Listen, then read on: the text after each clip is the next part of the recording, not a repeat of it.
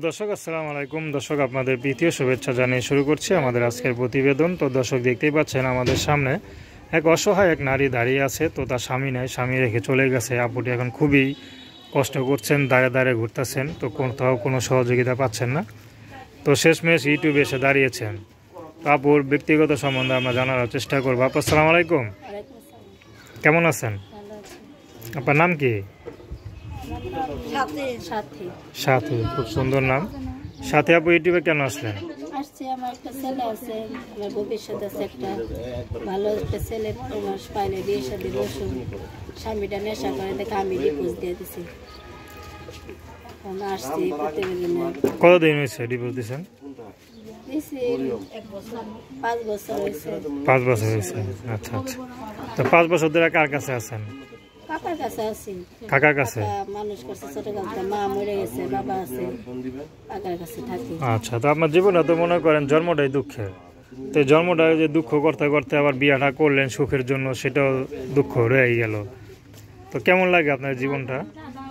অনেক খারাপ লাগে। ছেলে মাদ্রাসায় পড়ায় পাই না, মাদ্রাসায় দিয়েছিলাম টাকার জন্য, পড়ায় পারতেছিলাম।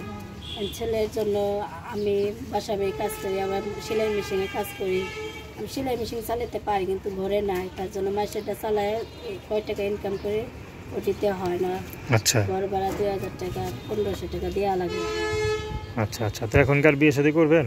হ্যাঁ, ভালো একটা মনে মাস পেলে বিয়ে শাদী বসুন, তার কাছে সহযোগিতা করতে চাইলে তার কাছে বসুন। তো আপনার তো মনে করেন বিয়ে হয়েছে, বিবাহিত, বলে সন্তানও আছে। এখন যদি কোনো পুরুষ তার ঘরে বউ বাচ্চা থাকে, সন্তান থাকে, সে যদি আপনাকে গোপনে বিয়ে করতে চায়, আপনি করবেন? সে যদি বলে তাহলে আমি করতে রাজি আছি।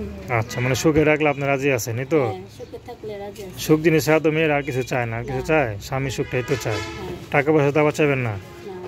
আচ্ছা, তো আপনার সাথে কীভাবে যোগাযোগ করবে? নাম্বার বলতে পারেন? তার নাম্বারটা কি আমি বলে দিব? নাম কি বললেন? সাথী। তো দর্শক, আপনারা সাথী আবুর কষ্টের কথা শুনলেন। তার নাম্বারটা হচ্ছে 01816466168। আমি নাম্বারটা আবারও বলছি, 01816466168। তো দর্শক, প্রেম ভালোবাসা, সাহায্য সহযোগিতা, বিয়ে শাদী করা একান্ত আপনাদের ব্যক্তিগত ব্যাপার। আসুন আমরা 5 ওয়াক্ত নামাজ পড়ি, সর্বদা দেশের সেবা করি।